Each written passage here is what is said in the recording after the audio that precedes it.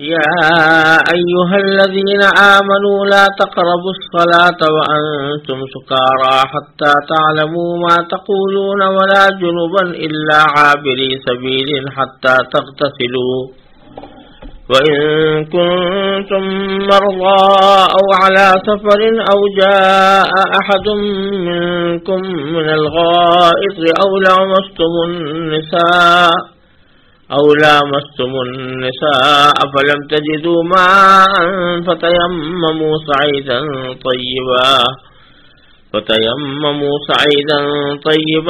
فامسحوا بوجوهكم وأيديكم ان اللہ کان عفوا غفورا۔ اس آیت کریمہ کا ترجمہ یہ ہے، اے ایمان والو، جب تم نشے کی حالت میں ہو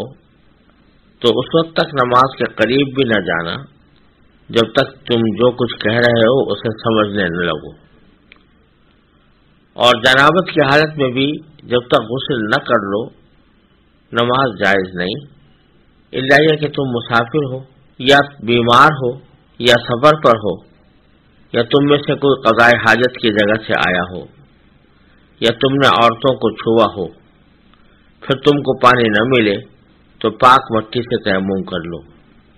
اور اپنے چہروں اور ہاتھوں کا اس مٹی سے مسح کر لو، بے شک اللہ بڑا معاف کرنے والا بڑا بخشنے والا ہے۔ پچھلی آیات میں جو معاشرتی احکام دیے گئے تھے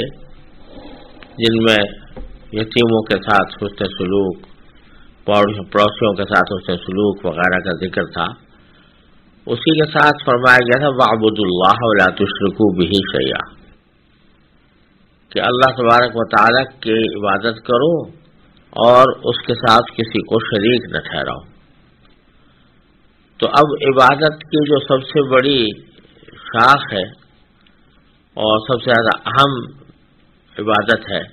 وہ نماز ہے، اس نماز کے کچھ احکام اس آیت کریمہ میں بیان فرمائے گئے ہیں۔ سب سے پہلے تو یہ حکم دیا گیا ہے کہ ایمان والو جب تم نشے کی حالت میں ہو تو اس وقت نماز کے قریب بھی نہ جانا۔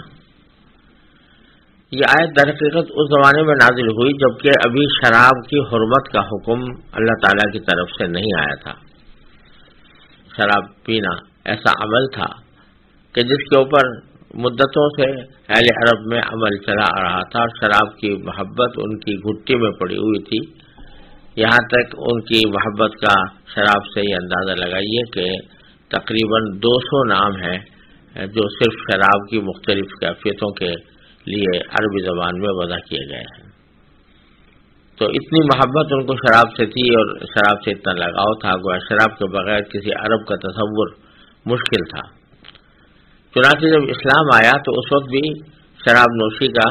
دور دورہ تھا، اور اس عادت کو فوراً یکلخت ایک ہی حکم سے چھڑوا دینا یہ مشکل تھا، لہذا شروع میں اللہ تبارک و تعالی نے اس کی واضح حرمت کا حکم نازل نہیں فرمایا تھا۔ چنانچہ شراب نوشی کا جو عمل تھا وہ اہل عرب کے اندر چلا رہا تھا، اور جو حضرات مسلمان ہوتے تھے شراب کی حرمت کا حکم نہیں آیا تھا، اس لیے وہ شراب نوشی کرتے تھے۔ تو اسی سلسلے میں ترمذی میں ایک روایت ہے جس کو انہوں نے سند حسن، جس کی سند کو سند حسن قرار دیا، یعنی اچھی سند کے ساتھ وہ حدیث مروی ہے کہ شراب کی حرمت سے پہلے ایک دفعہ حضرت عبدالرحمن بن عوف رضی اللہ تعالیٰ عنہ نے بعض صحابہ کرام کی گھر پر دعوت کی تھی جس میں شراب نوشی کا بھی انتظام تھا جیسا کہ عام معمول تھا۔ جب یہ سب حضرات کھا بھی چکے اور شراب بھی اس میں پی گئی تو مغرب کی نماز کا وقت ہو گیا۔ اکثر روایتوں میں تو یہ ہے کہ حضرت علی رضی اللہ تعالیٰ عنہ کو امام بنایا گیا، اور بعض روایتوں میں یہ ہے کہ عبدالرحمن بن عوف کو امام بنایا گیا۔ ان سے نماز میں قل یا ایھا الکافرون پڑھتے ہوئے غلطی ہو گئی، اور غلطی بھی معمولی نہیں، سخت غلطی ہو گئی قل یا ایھا الکافرون پڑھتے ہوئے۔ تو اس موقع پر یہ آیت کریمہ نازل ہوئی جس میں تنبیہ کر دی گئی کہ نشے کی حالت میں نماز کے قریب مت جانا، کیونکہ جب تک کہ جان نہ لو کہ تم کیا کہہ رہے ہو، کیونکہ نشے کی حالت میں انسان کو ہوش نہیں رہتا کہ اس کی زبان سے کیا نکل رہا ہے، تو اس وقت میں نماز کے اندر اگر وہ تلاوت کرے گا تو تلاوت کے اندر اس قسم کی غلطی ہونے کا امکان واضح ہے، لہذا آئندہ تم اس نشے کی حالت میں نماز نہ پڑھو کے قریب مت جانا یا نماز نہ پڑھنا۔ یہاں صراحتاً شراب کو حرام نہیں قرار دیا، نشے کو حرام قرار نہیں دیا، بلکہ یہ کہا کہ نشے کی حالت میں نماز کے قریب مت جانا۔ یہاں سے خود بخود اس بات کی ایک دلالت اور ایک اشارہ ہو گیا کہ یہ شراب کوئی اچھی چیز نہیں ہے جو نماز سے انسان کو روکا جا رہا ہے کہ اس حالت میں نماز کے قریب مت جانا۔ تو ایک اشارہ دے دیا گیا کہ یہ شراب کوئی اچھی چیز نہیں ہے اور کچھ بھائی نہیں، کچھ عرصے کے بعد اس کو باقاعدہ حرام ہی قرار نہ دے دیا جائے۔ تو اس واسطے اس میں ایک اشارہ موجود ہے شراب کی آئندہ نازل ہونے والی حرمت کی طرف۔ بعد میں پھر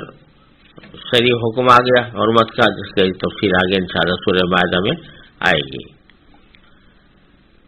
تو ایک تو حکم یہ دیا اس آیت کریمہ نے کہ نشے کی حالت نماز کے قریب نہ جانا جب تک کہ تم پہچان نہ لو کہ تم کیا کہہ رہے ہو۔ ولا جنوباً، دوسری حالت جس میں نماز کے قریب جانے سے منع کیا گیا وہ جنابت کی حالت ہے، یعنی ایسی حالت جنابت کی جس میں انسان کے ذمہ غسل فرض ہو گیا ہو، تو غسل کیے بغیر نماز عبادت کرنا یعنی نماز پڑھنا یہ اس کو منع کیا گیا کہ جنابت کی حالت میں بھی اس وقت تک نماز نہ پڑھو حتیٰ تغتسلوا، جب تک کہ غسل نہ کر لو۔ البتہ بیچ میں ایک استثناء دیا گیا الا عابری سبیل، ہاں اگر تم سفر کی حالت میں ہو، مسافر ہو اور نماز کا وقت آ گیا ہے اور تم حالت جنابت میں ہو اور پانی مل نہیں رہا سفر کی حالت میں، جب عام طور سے جب اہل عرب سفر کرتے تھے صحراؤں وغیرہ میں تو وہاں پانی ملنا بڑا دشوار ہوتا تھا، تو اس لیے سفر کی حالت کو اس حالت سے تعبیر کیا گیا ہے جیسے گویا پانی موجود نہیں ہے۔ تو کہا یہ گیا کہ اگر پانی موجود نہ ہو تو اس صورت میں باوجود ہے کہ تم جنابت کی حالت میں ہو، اس کے باوجود تم تیمم کر کے نماز پڑھ سکتے ہو۔ تو یہ استثناء بیچ میں ایک جملہ معترضہ کے طور پر لایا گیا ہے۔ اصل کہنا یہ تھا کہ لا جنوباً حتیٰ تغتسلوا، جنابت کی حالت میں بھی نماز کے قریب نہ جاؤ جب تک کہ غسل نہ کر لو، البتہ اگر تم حالت سفر میں ہو الا عابر سبیل، حالت سفر میں عابر سبیل کا معنی ہے راستہ قطع کرنے والے، تو راستہ قطع کرنے والے ہو یعنی مسافر ہو اور اس وقت میں پانی میں تمہیں نہ مل رہا ہو تو بے شک پھر جنابت کی حالت میں بھی تیمم کر کے نماز پڑھ سکتے ہو، جس کی تفصیل آگے آ رہی ہے۔ چنانچہ آگے پھر تیمم کی تفصیل بیان فرمائی کہ وہ ان کنتم مرضی، اگر تم بیمار ہو، او علی سفر، یا تم سفر میں ہو، دو حالتوں کو بیان فرمایا، ایک بیماری کا یعنی کوئی آدمی اتنا بیمار ہے کہ اس کو پانی کا استعمال کرنا اس کے لیے مضر ہے، یعنی اگر وہ پانی کا استعمال کرے گا تو بیماری بڑھ جائے گی، اور اس کا معیار یہ ہے کہ کوئی حاذق طبیب یہ کہے کہ تمہارے لیے پانی کا استعمال کرنا جائز نہیں ہے اور تمہارے لیے یہ پانی سے وضو کرنا یا غسل کرنا درست نہیں ہے، ورنہ تمہاری بیماری کے بڑھنے کا اندیشہ ہے، تو اس حالت میں بھی تیمم جائز ہے۔ او علی سفر، یا تم سفر کی حالت میں ہو، یہاں پھر دوبارہ سفر کی حالت کا ذکر کیا ہے اور اس کی تفصیل بیان کی ہے کہ سفر کی حالت میں ہو فلم تجدوا ماء، اور پانی تمہیں میسر نہ ہو، پانی نہ مل رہا ہو، اور حالت تمہاری ایسی ہو کہ یا تو تمہیں وضو کی حاجت ہو یا غسل کی حاجت ہو، تو وضو کی حاجت کا ذکر کرتے ہوئے فرمایا او جاء احد منکم من الغائط، کہ تم میں سے کوئی آیا ہو اس جگہ سے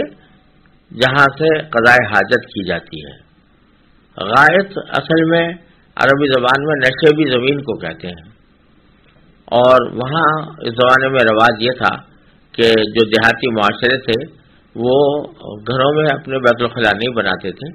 بلکہ گھروں سے باہر جا کر وہ اپنی حاجت سے فارغ ہوا کرتے تھے، اور عام طور سے اس کے لیے کسی نشیبی زمین کا انتخاب کیا جاتا تھا، اس لیے اس کو غائط کہتے ہیں. جب اس جگہ کو غائط کہا جاتا تھا جہاں قضاء حاجت کی جائے تو بعض اوقات قضاء حاجت کو بھی غائط کہہ دیتے تھے. تو اگر تم میں سے کوئی شخص قضاء حاجت کر کے آیا ہے جس کا معنی یہ ہے کہ اس کا وضو ٹوٹ گیا ہے تو اس کو وضو کرنے کی ضرورت ہے، تو اس وقت بھی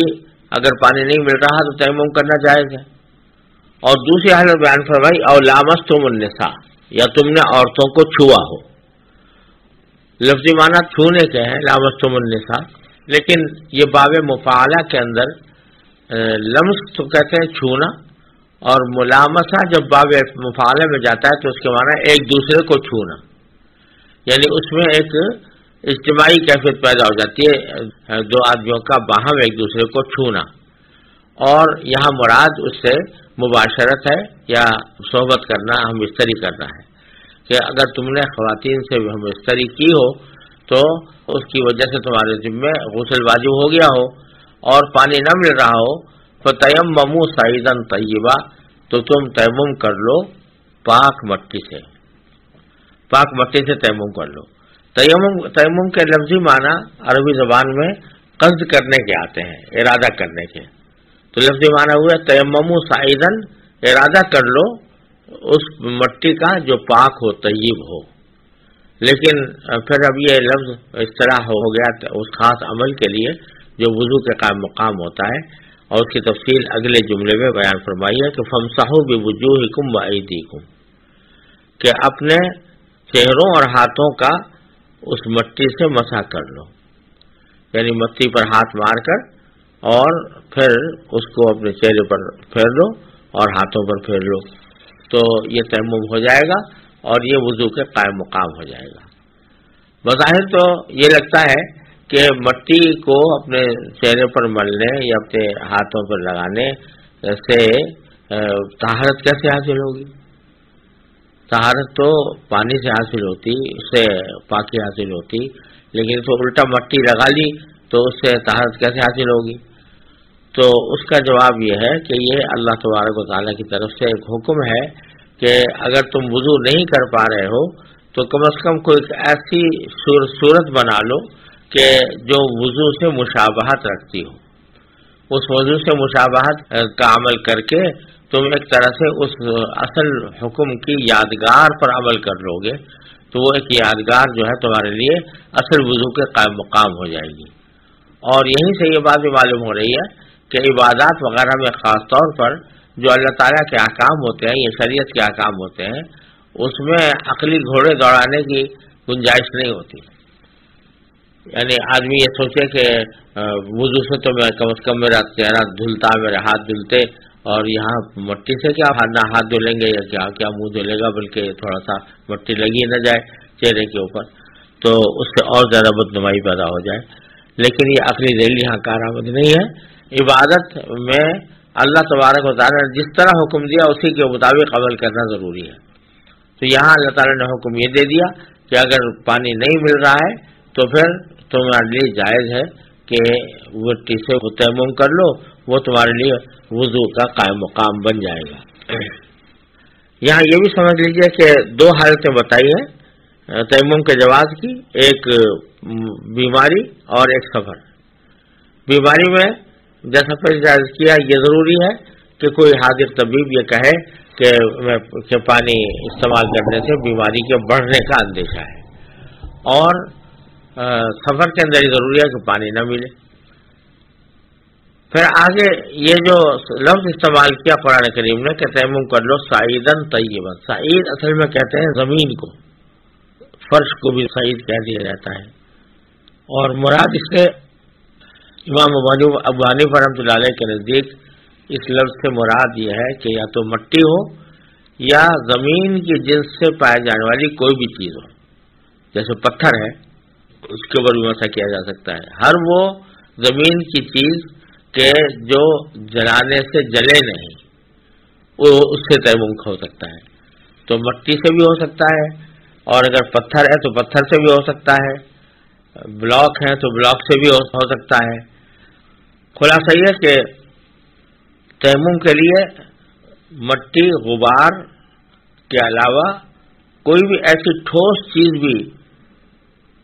تیمم کے لیے کافی ہو سکتی ہے کہ جو زمین سے جنس سے ہو، یعنی وہ آگ میں جلانے سے جلتی نہ ہو، جیسے پتھر یا بلاک یا کوئی اور عمارت جو کھڑی ہے پتھروں کی بنی ہوئی یا سیمنٹ کی بنی ہوئی، وہ سیمنٹ کی بنی ہوئی عمارت سے بھی آدمی کھڑے کھڑے بھی تیمم کر سکتا ہے۔ تو فرمایا ان اللہ کان عفوا غفورا، بے شک اللہ تبارک و تعالی بڑا معاف کرنے والا، بڑا بخشنے والا ہے۔ یعنی یہ نہ سمجھنا کہ ہم نے چونکہ وضو نہیں کیا اس واسطے وضو کے بغیر ہمیں تیمم سے نماز پڑھی ہے تو ہماری گرفت نہ ہو جائے، ہماری نماز نہ درست نہ ہو جائے، غیر مقبول نہ ہو جائے، تو اس کی ایک اظہار فرما دیا کہ اللہ تبارک و تعالیٰ بڑے معاف کرنے والے اور بہت بخشنے والے ہیں، لہذا عذر کی حالت میں تمہارے تیمم کرنے کی حالت میں تیمم کرنے کو بھی بخش دیں گے اور تیمم کرنے کو قبول فرما لیں گے۔